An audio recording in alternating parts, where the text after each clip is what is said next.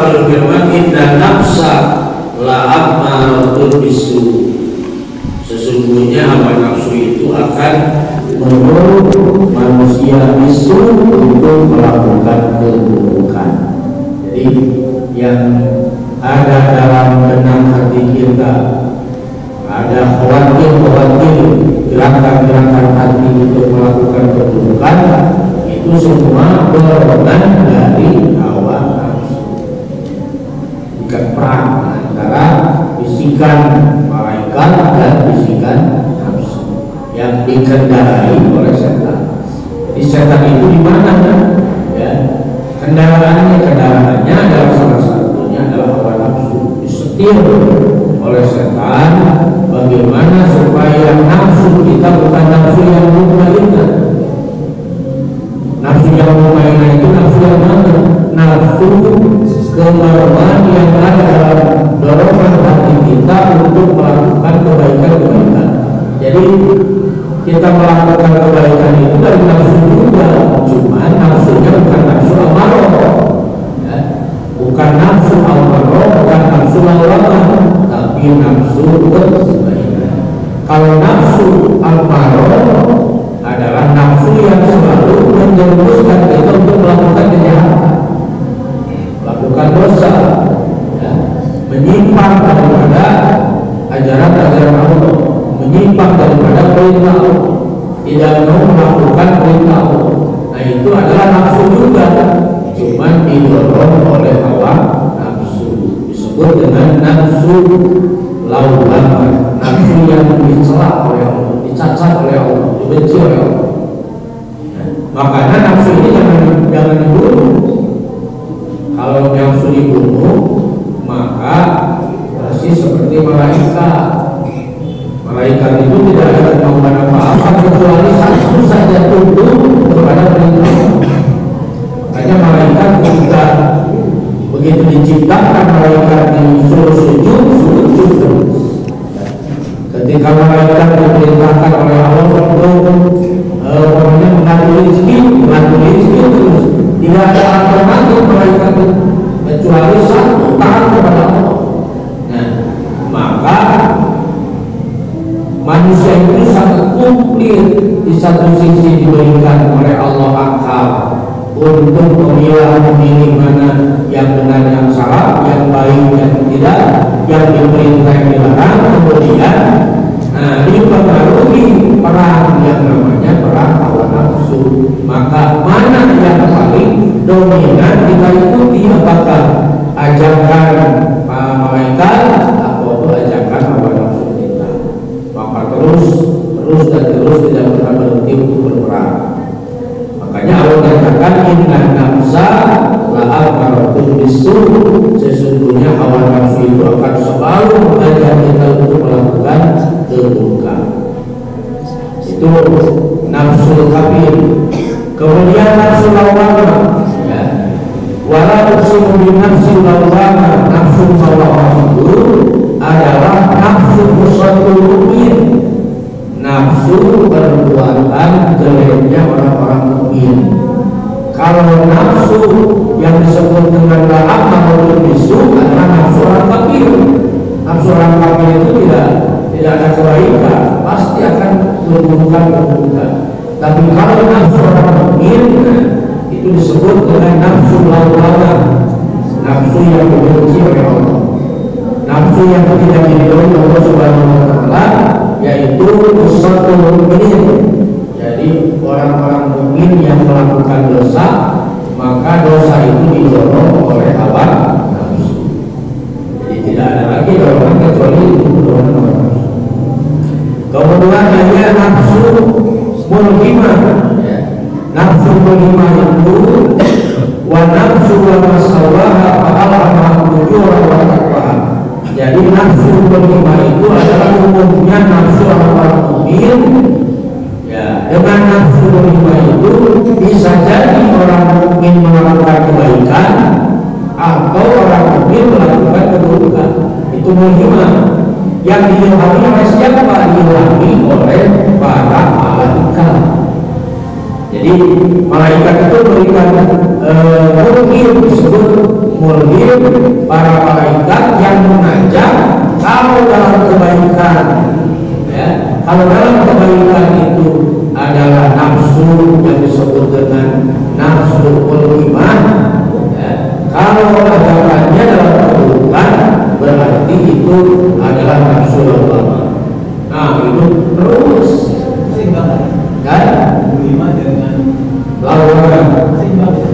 Kalau lima itu adalah malaikat tidak pernah mengajak berbuat keburukan. Kalau lawannya adalah dikuasai oleh setan. Jadi mesti terus perang. Jadi ketika kecenderungan kita melakukan kebaikan, berarti nafsu itu dipengaruhi oleh malaikat.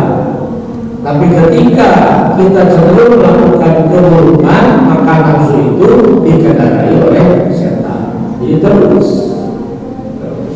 Nah, hanya dengan pertolongan Allah orang akan selamat dari bisikan hawa nafsu.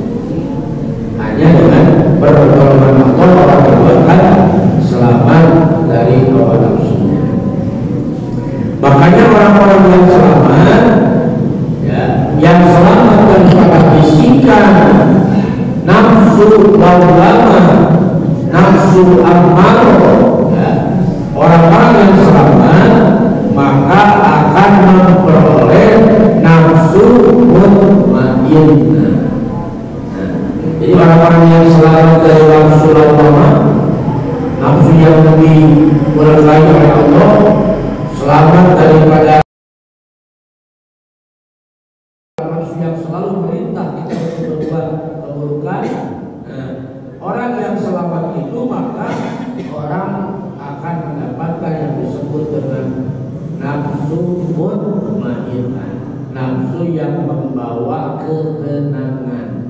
Nah, nafsu yang membawa ketenangan itu adalah nafsu yang telah selamat daripada pengaruh nafsu amarah, nafsu lawamah yang dikendarai oleh setan. Jadi selamat, maka memperoleh nafsu mutmainnah.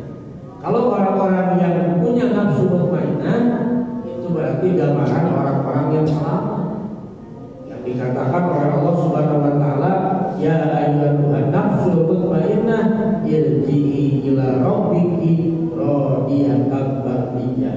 Wahai jiwa-jiwa yang tenang, irji ila rabbiki, kembalilah kalian kepada Tuhan. Radiyatan mardiyah, kamu ridho dan Allah ridho. Itu orang-orang yang memiliki nafsu mutmainnah. Fadkhuli fi ibadi wadkhuli jannati, maka silahkan masuklah surgaku dan masuklah orang-orang yang mendapatkan ridho. Jadi orang-orang yang memiliki nafsu mutmainnah, mereka yang berjiwa tenang, kembali menghadap Allah dalam keadaan diridhoi Allah Subhanahu wa taala. Berarti orang yang memiliki nafsu mutmainnah adalah orang yang lurus. Orang yang lurus sehingga meninggal dunianya dalam keadaan husnul khotimah, Allah ridho dan dirinya pun ridho, sehingga lurus mendapatkan nafsu mutmainnah, jiwa yang terang. Kalau orang yang mendapatkan jiwa yang tenang, di mana kumpul mereka? Fadkhuli fi ibadi, berkumpul di hamba-hamba Allah, maka nanti wadkhuli jannati akan dimasukkan, dikumpulkan di surganya Allah Subhanahu wa taala. Bagaimana kiat-kiat kita agar kita mendapatkan nafsu mutmainnah itu? Nah, salah satunya diantaranya, satu, kita harus ridho dengan apa yang Allah berikan. Harus ridho dengan apa yang Allah berikan. Jadi setiap sesuatu pemberian Allah kita harus ridho. Itulah ketetapan Allah Subhanahu wa taala. Baik yang namanya ketetapan yang menyenangkan kita ataupun sesuatu ketetapan Allah yang tidak menyenangkan. Semua semuanya dari Allah Subhanahu wa taala. Umpamanya kita diberi kemudahan oleh Allah Subhanahu wa taala dalam mencari rezeki, itu ketetapan Allah. Ya. Kemudian pada saat yang lain Allah memberikan kesulitan kita dalam mencari rezeki, itu ketetapan Allah dua-duanya. Nah, ridho dengan apa yang Allah berikan, baik menyenangkan atau tidak. Sementara nafsu kita tidak ridho dengan sesuatu yang tidak menyenangkan. Ya. Nafsu itu biasanya hati kita akan ridho dengan sesuatu yang membahagiakan, baru tenang. Ya. Padahal pada hakikatnya apa saja yang Allah berikan itu ketetapan Allah, harus kita ridhoi, karena setiap sesuatu yang Allah berikan adalah yang terbaik bagi kita. Itu bukan faktor kebetulan. Kita diberikan sehat oleh Allah, itu menyenangkan, itu ketetapan Allah, harus kita ridho dan kita syukuri. Satu saat berubah dari sehat itu menjadi sakit, kita harus terima juga, karena itu ketetapan Allah. Di balik pemberian Allah berupa sakit, Allah ingin mengajarkan betapa nikmatnya hidup sehat. Jadi tidak akan terasa bagaimana nikmatnya hidup sehat manakala tidak diberikan sakit oleh Allah Subhanahu wa Ta'ala.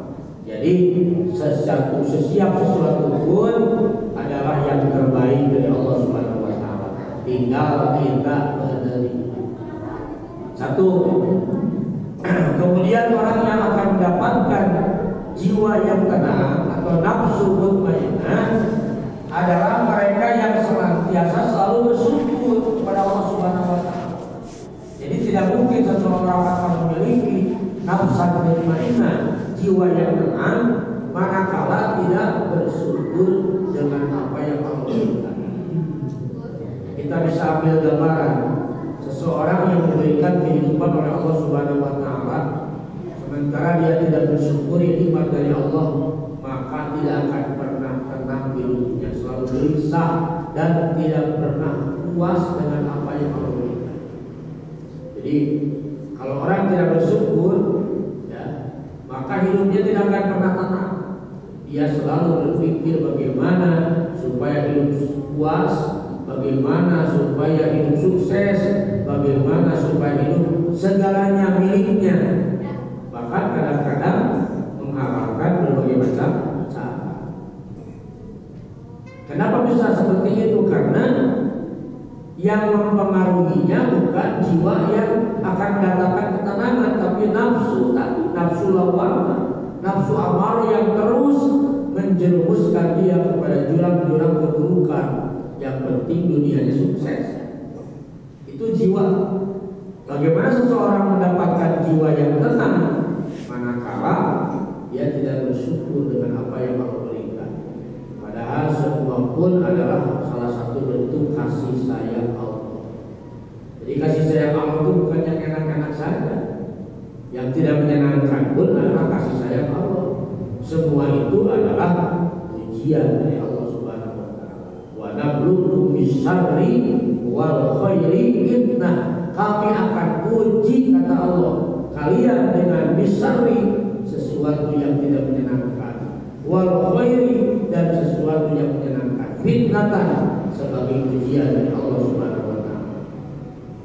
Kadang-kadang kita nyangka ujian itu ya yang tidak menyenangkan, padahal yang menyenangkan pun ujian. Banyak orang yang dekat kepada Allah, tatkala dia diberikan sesuatu yang tidak menyenangkan, dia balik kepada Allah, kemudian dia memperbaiki dirinya, kemudian dia mendekat merapat kepada Allah Subhanahu wa Ta'ala supaya Allah cepat menurunkan pertolongan. Itu dikala susah. Kadang-kadang setelah susahnya itu diangkat oleh Allah Subhanahu wa Ta'ala, dikembalikan ujiannya kepada yang bentuknya kesenangan, kadang-kadang orang tidak berhasil diuji dengan yang namanya kesenangan. Jadi semakin jauh dari Allah Subhanahu wa Ta'ala. Kalau lagi susah dia merapat kepada Allah, setelah susahnya diganti dengan kebahagiaan, kadang jarang orang yang lulus. Makanya semua itu adalah bentuk kasih sayang Allah Subhanahu wa Ta'ala. Jadi yang akan memperoleh jiwa yang tenang, kembali kepada Allah, ridho dirinya, dan kalau ridho akan berkumpul dengan hamba-hamba Allah di surganya Allah Subhanahu wa Ta'ala. Mereka yang selalu ridho dengan qada Allah, kemudian selalu bersyukur dengan pemberian dari Allah Subhanahu wa taala. Makanya Allah Subhanahu wa taala dalam hadis qudsi Allah mengingatkan kita malam yardha bi qada'i wa lam yaskur ala ni'mai wa lam yasbir ala balaya fal yatlub rabban siwaya wal yakhluq min tahtis sama. Barang siapa yang tidak ridho dengan pemberian, syukur dengan nikmat dari Allah, tidak sabar dengan ujian dari Allah, silakan cari lagi Tuhan selain Allah. Keluar kamu dari bumi dan carilah Tuhan selain aku, kata Allah. Nah, jadi tidak akan sukses memperoleh nafsan mutmainnah manakala tidak ridho dengan pemberian Allah, tidak syukur dengan nikmat dari Allah, dan tidak sabar dengan ujian dari Allah Subhanahu wa taala. Karena hidup ini adalah ujian. Allah menciptakan hidup dan mati itu liyabluwakum ayyukum ahsanu amala, untuk menguji. Kata Allah, kalian ayyukum ahsanu amala, siapa di antara kalian yang bagus amalnya. Jadi bukan banyak yang bagus amalnya. Ini ujian dari Allah Subhanahu wa taala. Nah, nafsu mutmainnah ini yang akan mendorong manusia akan selalu berada dalam ridho Allah Subhanahu wa taala. Jadi orang yang memiliki nafsu mutmainnah, otomatis orang itu ada dalam ridho Allah. Siapa mereka? Di antaranya nafsul anbiya, nafsunya para nabi. Para nabi itu memiliki nafsu, tapi nafsunya yang diridhoi Allah Subhanahu wa taala. Kemudian wal auliya, nafsunya, jiwanya para wali-wali Allah. Wasidikin, dan jiwanya, nafsunya orang-orang yang sedikit, orang-orang yang jujur. Mereka punya nafsu, tapi nafsunya adalah nafsu mutmainnah. Jadi para nabi juga sama. Tetap dalam sifat Rasul ada yang disebut sifat yang jaiz. Ada sifat yang wajib bagi Rasul, ada sifat yang mustahil, dan ada sifat yang jaiz. Apa yang jaiz itu alam basariyah. Alam basariyah itu adalah sifat kemanusiaan. Rasulullah juga, para nabi juga ada sifat kemanusiaannya, tapi tidak mengurangi dan menjatuhkan keunggulan martabat para Rasul. Seperti mana? Seperti adanya tidur, makan, minum, sakit. Rasulullah bisa, para Rasul juga sama. Suka minum, suka makan, suka sakit, nikah, dan para malaikat. Nah, itu sifat yang jaiz, yang menang bagi Rasulullah, tapi tidak menjatuhkan martabat, kemuliaan, dan keagungan para Rasul dan para nabi. Jadi bukan seperti malaikat. Nabi itu manusia biasa, cuman beda dengan manusia umumnya. Manusia biasa tapi beda dengan manusia umumnya. Wajib sidik, jujur, wajib amanah, terpercaya, wajib tabligh, menyampaikan, kemudian wajib diantaranya adalah amanah. Tidak ada kecenderungan para nabi, para rasul untuk mengikuti yang disebut nafsu lawamah, nafsu amarah, tapi yang ada adalah nafsu mutmainnah. Makanya para rasul itu tidak pernah melakukan dosa, karena dijaga oleh Allah Subhanahu wa taala, yang disebut dengan maksum, terjaga, terpelihara daripada melakukan dosa, karena tidak ada nafsu amarah, tidak ada nafsu lawamah, ya, tapi yang ada adalah nafsu mutmainnah. Jadi tidak mungkin sama antara manusia biasa dengan nafsu para rasul. Nah, fa'inah adalah anda, nafsu itu adalah musuh yang akan sangat merepotkan, menyulitkan.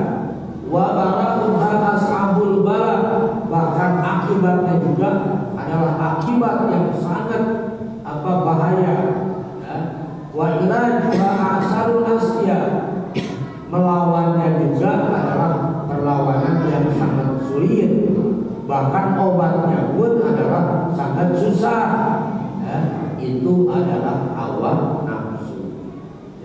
nafsu itu melawannya susah karena ada dalam diri kita. Kemudian kita mengobatinya juga susah karena ada dalam diri kita.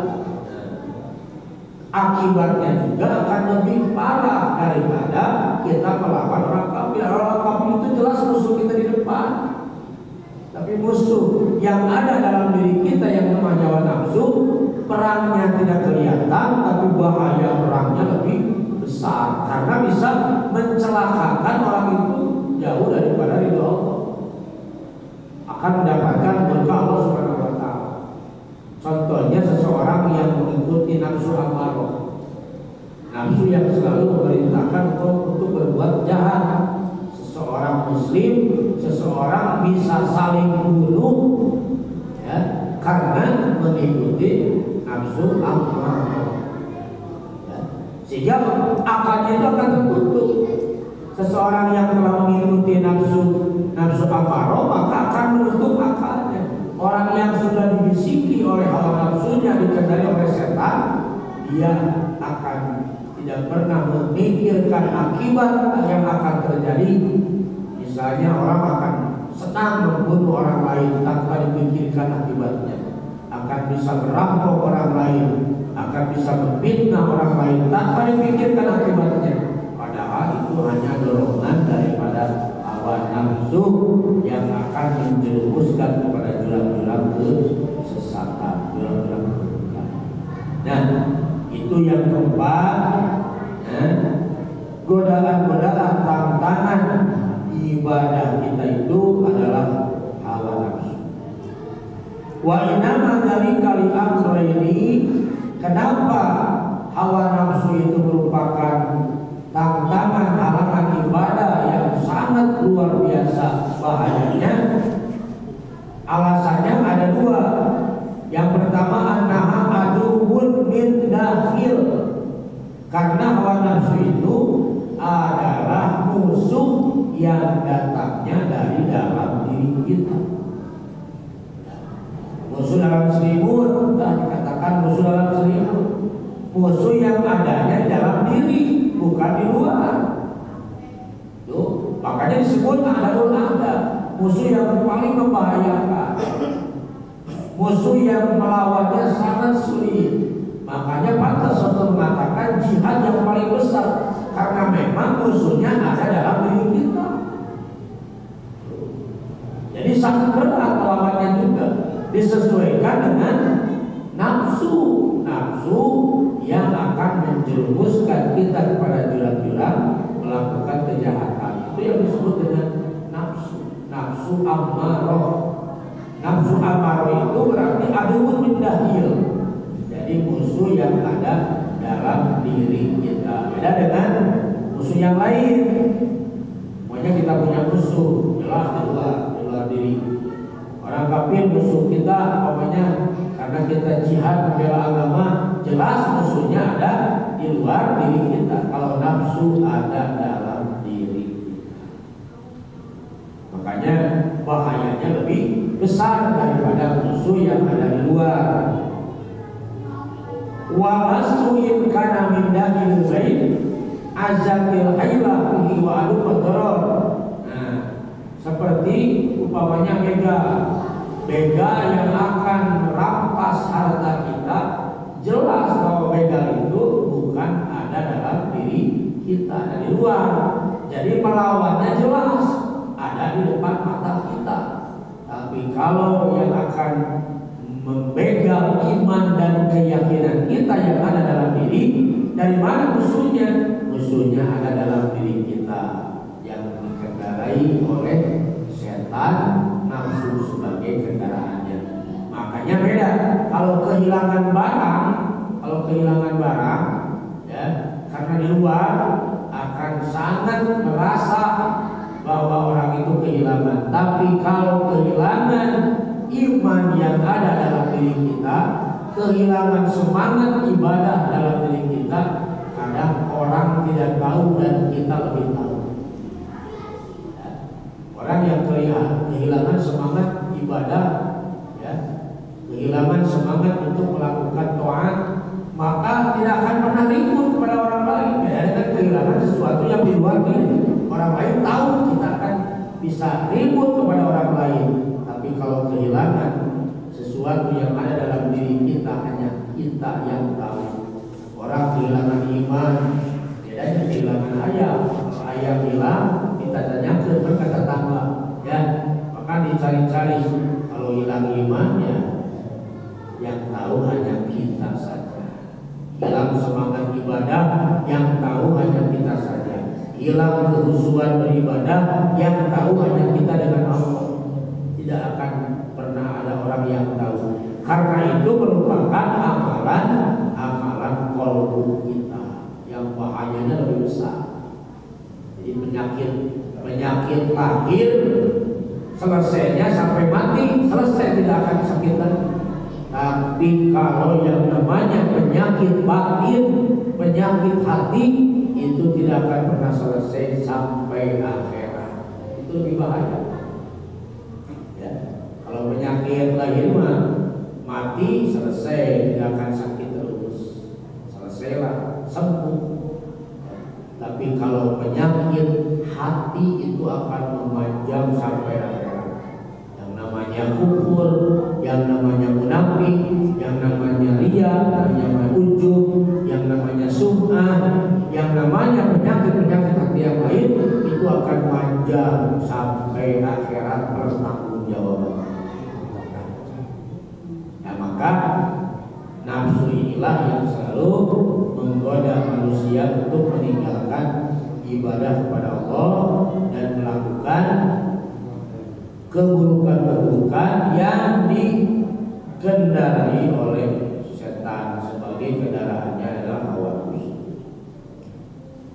Itu diantaranya. Fa'idha yastahsinul insan bin nafsihi kulla qabih wala yakadu yadri'u ala aibin laha wa hiya bi adawatiha wa adwariha. Ketika seorang manusia bisa mengenal dalam dirinya mana yang jelek, ya, mana yang jelek, nah, berarti jiwa manusia itu akalnya berfungsi. Jadi ketika manusia bisa membedakan, oh ini perintah Allah, ini larangan, ini sesuatu yang baik, ini sesuatu yang buruk, ini sesuatu yang diperintah, ini sesuatu yang dilarang, ini adalah hak, ini batil. Ketika manusia bisa membedakan itu, berarti akalnya berfungsi. Tapi kalau tidak bisa membedakan mana yang hak, mana yang batil, mana yang ma'ruf, mana yang munkar, mana yang baik, mana yang jelek, mana yang menyelamatkan, mana yang mencelakakan, berarti hatinya, akalnya ditutup, hatinya tidak berfungsi, akalnya tidak berfungsi, maka yang berfungsi adalah hawa nafsu. Nah, ini yang sangat berbahaya. Ya. Jadi ketika orang tidak tahu dalam dirinya mana yang buruk, mana yang baik, berarti akalnya dan hatinya sudah tidak lagi berfungsi. Kalau hati dan akalnya tidak berfungsi, Allah ancam, walaqad darabna li jahannam katsiran minal insi wal jin. Kami telah menyediakan neraka jahanam akan diisi oleh manusia dan jin. Manusia dan jin yang mana? Lahum qulubun la yafqahuna biha. Dia diberikan hati, tapi hatinya la yafqahuna biha. Hatinya tidak lagi berfungsi untuk memahami keagungan Allah, memahami ayat-ayat Allah, memahami kebenaran Allah. Hatinya tidak berfungsi lagi. Walahum a'yunun la yubsiruna biha. Orang itu diberikan mata, jin dan manusia itu diberikan mata, tapi la yubsiruna biha, tidak bisa melihat dengan matanya daripada kebenaran Allah. Jadi pelotot. Nah, dicabut ainul basirah yang ada dalam hatinya dengan melihat sesuatu, maka seolah-olah dia itu buta, tidak tahu mana yang benar, mana yang salah. Dicabut penglihatannya oleh Allah. Walahum adhanun la yasma'una biha. Mereka mereka diberikan telinga, tapi telinganya tidak berfungsi lagi untuk mendengarkan ayat-ayat Allah, mendengarkan seruan-seruan Allah. Jadi telinganya mendengar, tapi yang didengarkan bukan ayat-ayat Allah. Jadi si hatinya telah kontak dengan telinga, tidak mau mendengarkan kebenaran Allah, ayat-ayat Allah. Nah, ketika hati tidak berfungsi, penglihatan tidak berfungsi, kemudian pendengaran tidak berfungsi, yang semua fungsinya untuk mengagungkan Allah, membesarkan Allah, ulaika khalqan am, maka orang itu perilakunya akan seperti binatang, bahkan lebih daripada binatang, balhum adol, bahkan akan lebih sesat daripada binatang. Bahkan mereka termasuk ulaika humul ghafilun, orang-orang yang lupa kepada Allah Subhanahu wa taala. Jadi akalnya sudah tidak berfungsi lagi, penglihatannya tidak berfungsi, pendengaran tidak berfungsi, otaknya tidak berfungsi, maka kejahatannya akan lebih jahat daripada binatang. Yang namanya macan, serakus dan parah-parahnya macan, tidak pernah macan itu menerkam anaknya. Tapi manusia yang diberikan oleh Allah akal, tidak sedikit yang membunuh anaknya, mengorbankan anaknya. Padahal akal diberikan oleh Allah Subhanahu wa taala. Kenapa bisa melakukan lebih biadab daripada binatang? Karena akalnya sudah hilang fungsi, pendengarannya hilang fungsi, penglihatannya hilang fungsi. Yang berfungsi apa yang berperan adalah hawa nafsunya yang dikendarai oleh setan. Nah, ini lebih bahaya. Ya, mau tenang ada anak-anak, ya, cara jahat selalu ada naluri-nalurinya.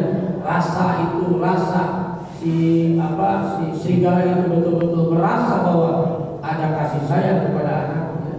Tapi kadang manusia yang sempurna diberikan akal, kadang-kadang tidak sedikit yang biadab membunuh anaknya. Itu akibat tidak lagi memfungsikan kebenaran dan kenikmatan dari Allah Subhanahu. Ini bahaya.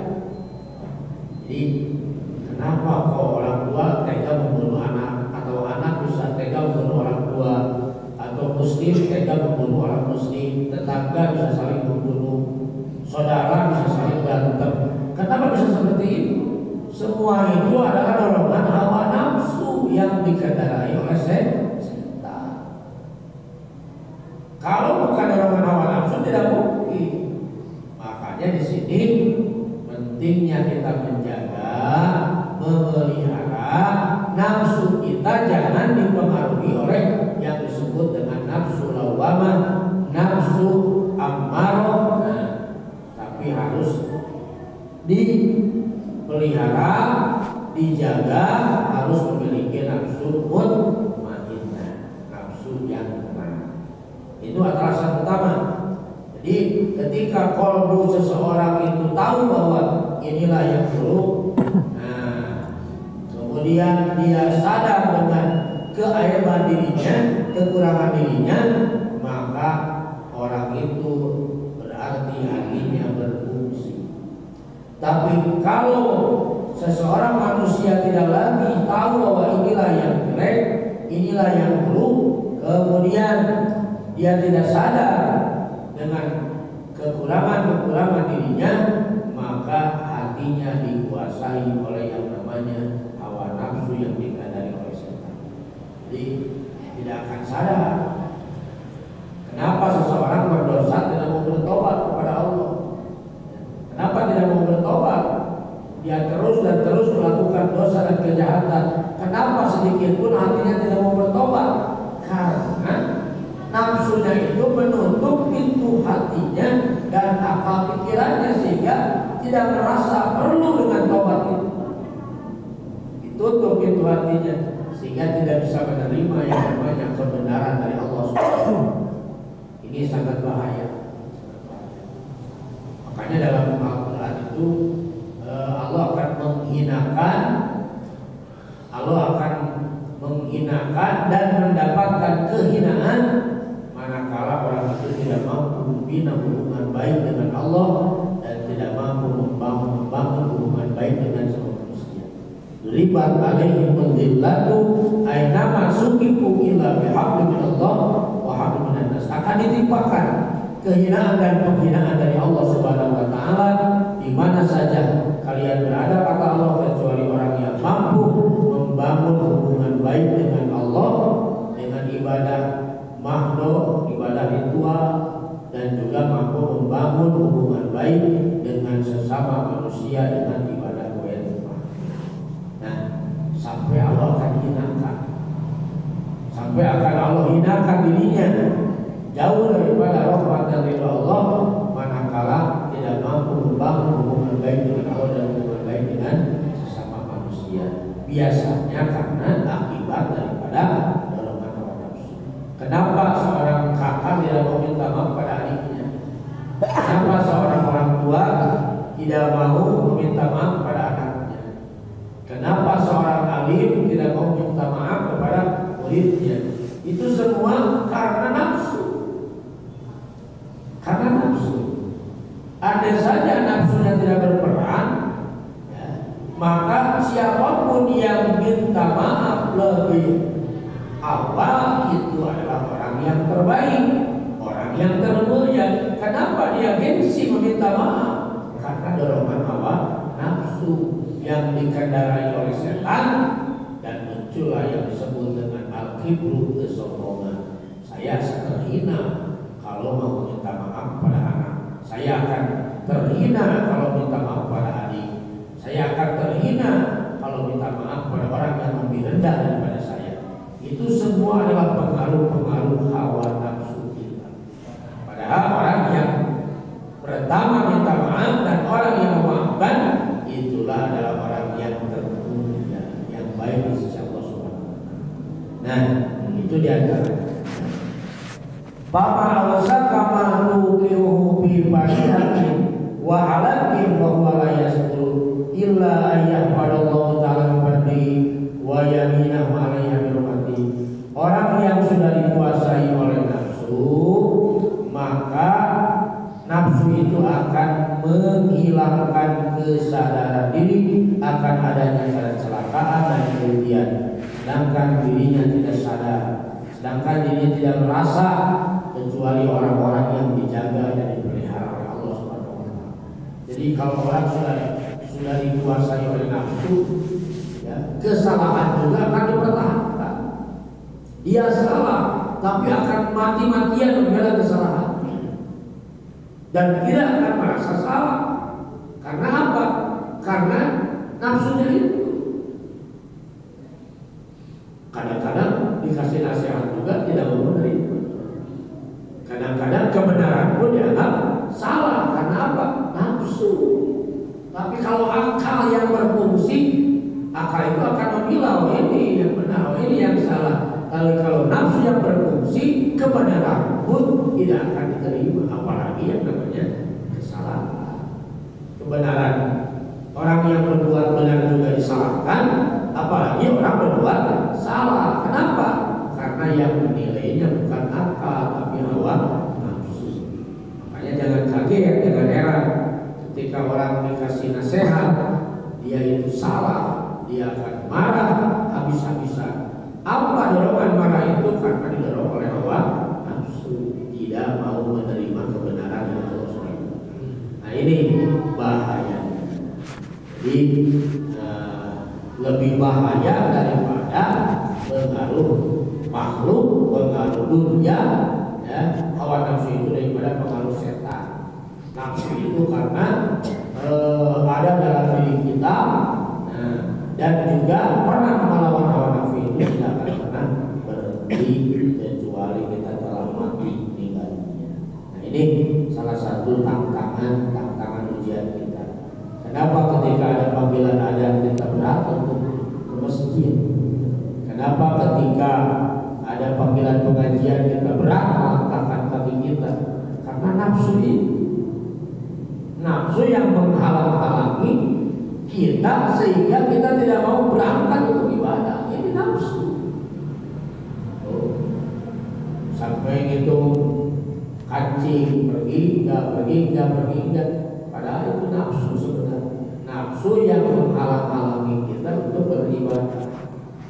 Makanya pantas kalau Rasul mengatakan yang namanya surga, yang namanya kebaikan akan dirongkrong dengan berbagai macam sesuatu yang tidak menyenangkan, capek, ribu, repot, sibuk. Itu yang namanya kebaikan. Tapi yang namanya neraka dan kehinaan akan dirongkrong dengan sesuatu yang menyenangkan. Itu kata Nabi.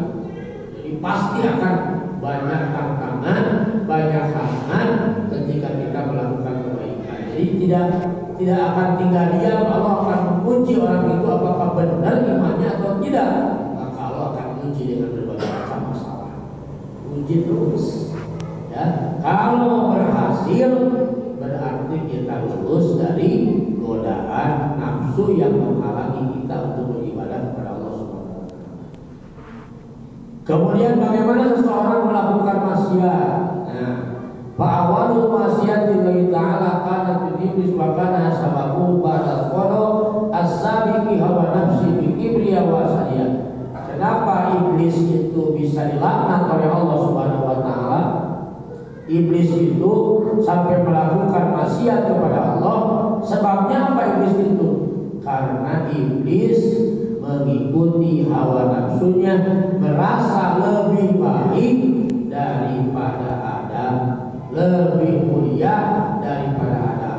Nah, merasa lebih itulah adalah dorongan daripada hawa nafsu. Jadi bagaimana saya harus sujud ke Adam? Saya lebih baik daripada Adam. Padahal jelasnya pemerintah itu adalah Allah Subhanahu wa taala. Iblis menolak dengan perintah Allah. Menolak perintah Allah berarti sama dengan tidak taat kepada Allah. Tidak taat kepada Allah berarti ada bisikan-bisikan nafsu. Nah, ini yang berbahaya. Jadi hawa nafsu yang dikendarai oleh setan sehingga muncul dengan hawa nafsu itu akan mengarah dirinya menjauhkan daripada apa yang diperintahkan Allah dan mendekati apa yang dilarang Allah Subhanahu wa taala. Jadi akan terbalik nanti. Akan terbalik seseorang yang mengikuti hawa nafsu walaupun menyenangkan tapi sebenarnya itu akan mencelakakan. Tapi nafsu itu tidak melihat. Yang penting senang saja. Orang mengambil harta orang lain, yang penting senang saja. Yang penting banyak uang saja. Tidak pernah melihat bahwa ini adalah bahaya. Kenapa tidak melihat? Dibutakan hatinya daripada kebenaran karena dikendarai oleh setan. Setan itu akan menutup-nutup hati kita. Sudahlah, tidak masalah. Yang penting kamu senang, yang penting kamu sukses, yang penting kamu berhasil. Urusan masalah nanti setan akan menutup kebenaran itu. Sehingga orang itu bisa menjerumuskan diri daripada keburukan. Nah, ini yang keempat, pengaruh ibadah kita. Itu saja mungkin saya